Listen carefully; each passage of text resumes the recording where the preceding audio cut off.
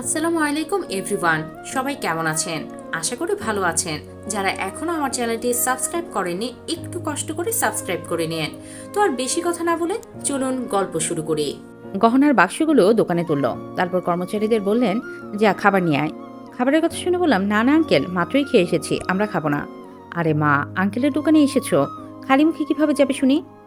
Uncle মৃন্ময়ের দিকে তাকিয়ে বললেন, ভেতর থেকে টুল আর চেয়ার দাও বাবা। মৃন্ময় টুল আর চেয়ার এগিয়ে দিল। আমরা তিনজনে দোকানের মাঝে বসলাম। আঙ্কেল আর মৃন্ময় দুজনে গহনাগুলো খুলল। মৃন্ময় দেখেই বলল, বাহ, গহনাগুলো কিন্তু সুন্দর হয়েছে। আঙ্কেল বললেন, বাহ, দারুণ হাতের কাজ। এত সুন্দর নিখুঁত কাজ কিন্তু আগে দেখিনি বললেই চলে। আমি আঙ্কেলকে বললাম, আপনাকে তো সব বলাই আছে আঙ্কেল, নতুন করে আর কিছুই বলার নেই। কোনো সমস্যা হলে বলবেন। আচ্ছা মা, রেখে যাও, বিক্রি হলে আমি জানাবো। ঠিক আছে আঙ্কেল। এরই মাঝে কর্মচারী কোল্ড ড্রিঙ্ক, আইসক্রিম, গরম সিঙ্গারা নিয়ে এলো। গরম সিঙ্গারা আর আইসক্রিম খেতে খেতে যাবতীয় কথা শেষ করলাম। মৃন্ময় রোহানকে কোলে নিয়ে সামলাচ্ছে। পিহু টিফিন বক্সটি মৃন্ময়ের হাতে দিয়ে বলল, ভাইয়া, তোর আপু রান্না করেছে। মৃন্ময় তরি থেকে মৃদু হেসে টিফিন বক্সটা হাতে নিল। কথা শেষ করে বেরোতে বেরোতে পরন্ত বিকাল, সূর্যের তাপ মোলায়েম হয়ে এসেছে। উত্তপ্ততা কাটিয়ে মিষ্টতা ছড়াচ্ছে। মৃন্ময়কে বললাম, আমাদের একদিন সিনেমা দেখা না মৃন্ময়? টাকা নেই। 2 দিন রিক্সা চালা, টাকা হয়ে যাবে। কি বললি, তোর সিনেমা দেখানোর জন্য রিক্সা চালাবো আমি? তো খারাপ প্রস্তাব নাকি? তুই যদি সিনেমা না দেখাস মৃন্ময়, তুই যে সিগারেট খাস সেই পিকচার আছে আমার কাছে, সোজা তোর বাপরে দেখাই দিব, বুঝবি কেমন লাগে।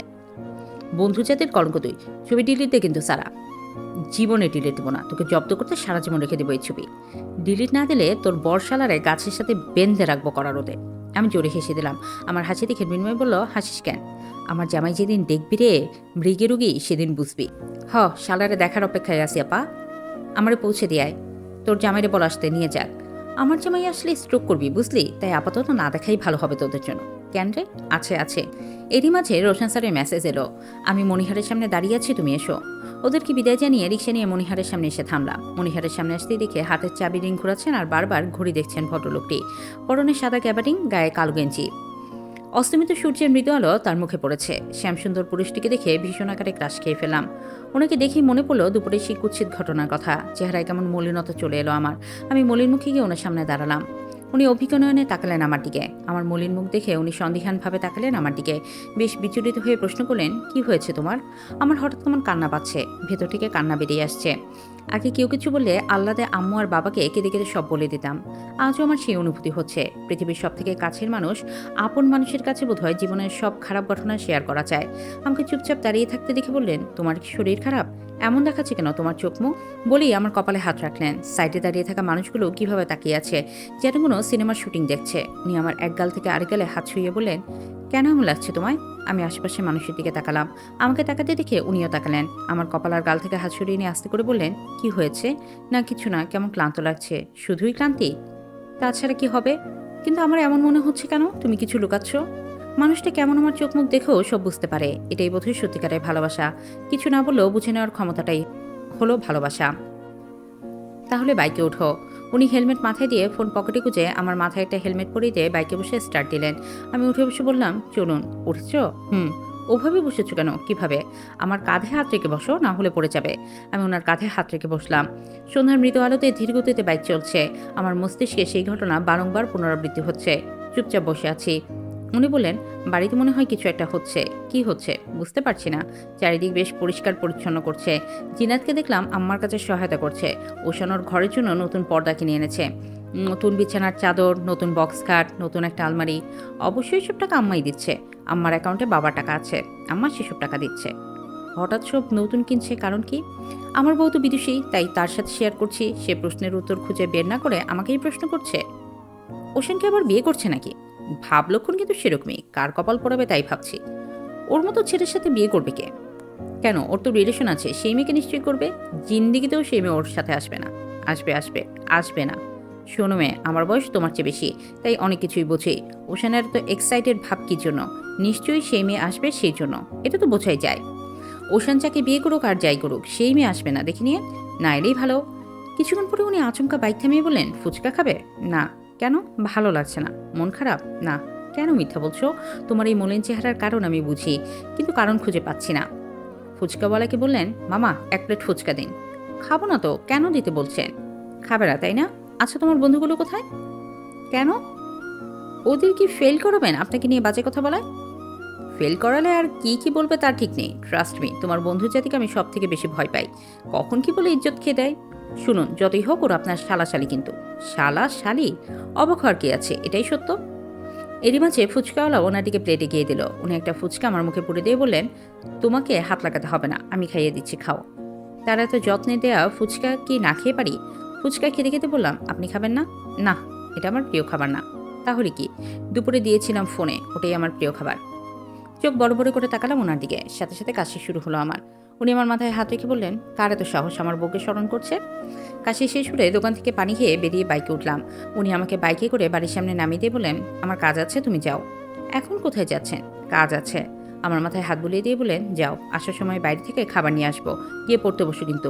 আমি ভারী আমি বাড়িতে ঢুকে দেখি সত্যি সব রকম আমি বাড়িতে ঢুকে দেখি সত্যি সব অন্যরকম লাগছে। জিনাত বেহার মতো আবার এসেছে। আমাকে দেখে কি যেন ফিসফিস করে বলাবলি করছে। আমি কিছুক্ষণ দাঁড়িয়ে থেকে বোঝার চেষ্টা করছি কাহিনী কি। এরা তো হাসি খুশি কেন? এদের হাসি খুশি মুখ পানে ভয়ঙ্কর কোনো ঘটনার পূর্বাভাস।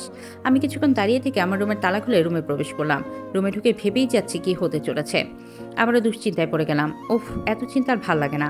মাঝে মাঝে ইচ্ছে হয় এই অশান্তির মাঝ থেকে কোনো এক নির্জন নিরালায় গিয়ে বসবাস করতে। পরনের জামা চেঞ্জ করে স্কার্ট আর গেঞ্জি পরে ফ্যান ছেড়ে বিছানায় শুয়ে পড়লাম। ক্লান্তিতে হঠাৎ ঘুমিয়ে পড়েছিলাম। ঘুম ভাঙতেই দেখি রাত 10টা বেজে গিয়েছে। উনি কি এসে গিয়েছেন? এত রাত হয়ে গিয়েছে। উনি এলে কি আমাকে ডাকতেন না? দরজা তো লাগানোই আছে। উনি কি আমাকে ডাকাডাকি করে না পেয়ে বাইরে অপেক্ষা করছেন? বিছানা থেকে ওড়না নিয়ে গায়ে জড়াতে জড়াতে দ্রুত দরজা খুললাম। চাতক পাখির মতো এদিক ওদিক তাকালাম, কিন্তু বাইকও তো নেই। উনি এখনো আসেননি। কেন আসেননি? ওনার নাম্বার ডায়াল করে ফোন দিলাম। টানা 20 বার ফোন দিলাম, কিন্তু ফোনই তুললেন না। বুকের মাঝে অজানা এক ব্যথায় চিনচিন করছে। অজানা এক ভয়ে অস্থির লাগছে। কি করব বুঝতে পারছি না। সাথে সাথে নেট অন করলাম। 3 ঘন্টা আগে অ্যাক্টিভ ছিলেন। এত টাইম অফলাইনে কেন উনি? ওনার তো নেট অনই থাকে, তাহলে অফ কেন? কিছু হয়নি তো? এসব কি ভাবছি আমি? কি হবে ওনার? ওনার কিছুই হবে না। মনে মনে আল্লাহর কাছে দোয়া পড়ে প্রার্থনা করলাম। অস্থিরতা ক্রমশ বেড়ে চলেছে। কি করব কিছুই বুঝতে পারছি না। আমার বাবার নাম্বারে ফোন দিয়ে কাঁদতে কাঁদতে বললাম, বাবা, তোমার জামাইয়ের ফোন অফ, এত রাত হয়েছে এখনো বাসায় ফেরেনি। বাবা বললেন, আমার সাথে তো কথা হয়েছিল সন্ধ্যায়। আচ্ছা আমি দেখছি মা, তুমি চিন্তা করো না। বাবার ফোন কেটে ওনাকে মেসেজ করলাম, কোথায় আপনি? অফলাইন কেন? ফোন ধরছে না কেন? এত রাত বাসায় আসেনি কেন? আপনি ঠিক আছেন তো? বলুন না প্লিজ। এটা কিন্তু আমার জন্য ভয়ানক একটা শাস্তি। দেখুন আমার কষ্ট হচ্ছে, দম বন্ধ হয়ে আসছে, নিঃশ্বাস নিতে কষ্ট হচ্ছে। Miss you, really miss you. Please reply দিন, I love you, I really love you. মেসেজের কোনো উত্তর পেলাম না। চাতক পাখির মতো ফোনের দিকে তাকিয়ে বসে আছি। পাশের রুমের শাশুড়ি জিনাত আর ওশান হাসাহাসি করছে। তার তো চিন্তাই নেই তার ছেলে বাসায় আসেনি। মা এমনও হয় অন্য ছেলের অন্যায় কাজের সাথে যোগ দিয়ে আনন্দ উল্লাস করছে। অপেক্ষা করতে করতে রাত 11:30 বেজে গেল। এসে নামাজ পড়ে আল্লাহর কাছে দোয়া প্রার্থনা করলাম। নামাজ শেষ করে জানালার গ্রিল ধরে একইভাবে চোখের পানি ফেলে যাচ্ছি। চোখের কুয়া ফুলে গিয়েছে। রাত 12টা 15 মিনিটে বাইকের শব্দ কানে এলো। আমি তড়িৎ গতিতে উঠে দাঁড়ালাম। উনি বাইকে স্ট্যান্ড করে রেখে ক্লান্ত শরীরে ঢুলতে ঢুলতে রুমে প্রবেশ করলেন। হাতে একটা প্যাকেট। ওনাকে দেখে ছুটে গিয়ে জড়িয়ে ধরলাম। বেসামালভাবে কান্নায় ভেঙে পড়লাম আমি। উনি বেশ অবাক হয়ে হাতের প্যাকেট নিচে ফেলে আমাকে জড়িয়ে ধরে বললেন, কি হয়েছে তোমার, এইভাবে কাঁদছো কেন? আমি আরও জোরে কেঁদে দিলাম। কাঁদতে কাঁদতে হেঁচকে উঠে গিয়েছে আমার। কিছুই বলতে পারলাম না। উনি আসার আগে কত কিছু ভেবে নিয়েছিলাম, কিন্তু এখন কিছুই বলতে পারছি না, শুধুই কাঁদছি। উনি আমার 2 গালে ওনার 2 হাত দিয়ে আদর করতে করতে বলেন, এইভাবে কাঁদলে কিন্তু আমি নিজেকে ঠিক রাখতে পারবো না, আমিও কেঁদে দেবো। এমনি আজ ভীষণ ক্লান্ত, বউ একটু আদর করবে, সেবা যত্ন করবে, তা না করে কেঁদে আরও কষ্ট দিচ্ছে আমাকে। আমি বিছানায় গিয়ে বসে বললাম, এতক্ষণ কোথায় ছিলেন? আমার চিন্তা হচ্ছিল। উনি হাতের ঘড়ি খুলতে খুলতে বললেন, দেখছিলাম আমার বউ আমাকে মিস করে কিনা। এই কেমন দেখা বলে? আমার প্রাণই চলে যাচ্ছিল। উনি ঘুরে ড্রেসিং টেবিলের সামনে রেখে গায়ের গেঞ্জি খুলে আলনায় মেলে দিয়ে বললেন, টাওয়ালটা দেবে? ওয়াশরুমে যাব, ফ্রেশ হতে হবে। আমি টাওয়ালটা ওনার হাতে দিয়ে অভিমান করে বিছানায় বসে রইলাম। উনি কিছুক্ষণ পরে ট্রাউজার পরে বেরিয়ে এলেন। গায়ে কিছু নেই। ফ্লোর থেকে প্যাকেট তুলে একটা প্লেটে ভাত আর মাংস ঢেলে আমার মুখে দিয়ে বললেন, খাও। ভাত চিবাতে চিবাতে বললাম, আপনি কোথায় ছিলেন? আজ একটা গুরুত্বপূর্ণ কাজ ছিল।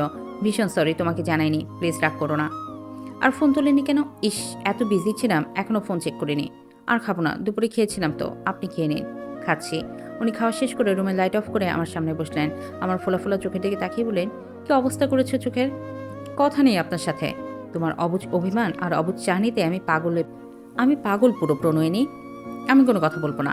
আমার বউ আমাকে এত ভালোবাসে, এত ভালোবাসে, নিজেকে ভীষণ ভাগ্যবান মনে হচ্ছে। আমার জন্য তোমার চোখের পানিও পড়েছে। আপনি জানেন চিন্তায় কেমন লাগছিল আমার। আমার সামনে একটা লাল গোলাপ ধরে বললেন, শত ব্যস্ততার মাঝেও ভালোবাসা কিন্তু ভুলিনি আমি। ভালোবাসি তোমাকে নিজের থেকেও বেশি, হয়তো প্রকাশ করতে পারিনি। ওনার মুখে ভালোবাসি কথাটা শুনে আর ওনাকে দীর্ঘক্ষণ না দেখে সব লজ্জা ভুলে আবার ওনার বুকে মাথা রেখে ওনাকে জড়িয়ে ধরলাম। উনি আমাকে জড়িয়ে ধরে উষ্ঠে চুমু দিয়ে বললেন, তখন আমাকে যেভাবে জড়িয়ে ধরেছিলে একটা পুরুষকে ওইভাবে জড়িয়ে ধরে কেউ বোকামে? এখন বোঝো সামলানো কি মুশকিল। পুরুষত্বকে এলোমেলো করে দেওয়ার শাস্তি তুমি পাবে এখন মেয়ে। এটুকু বলে ওনার আড়ষ্ট হাত আমার দুই গালে হাত দিয়ে উষ্ঠে ওষ্ঠ ডুবিয়ে ডুব দিলেন গভীর ভালোবাসাময় ছন্দে। আরও একটি রাত সাক্ষী হলো মধুচন্দ্রিমার। চলবে। গল্পটি কেমন লাগলো অবশ্যই জানাবেন।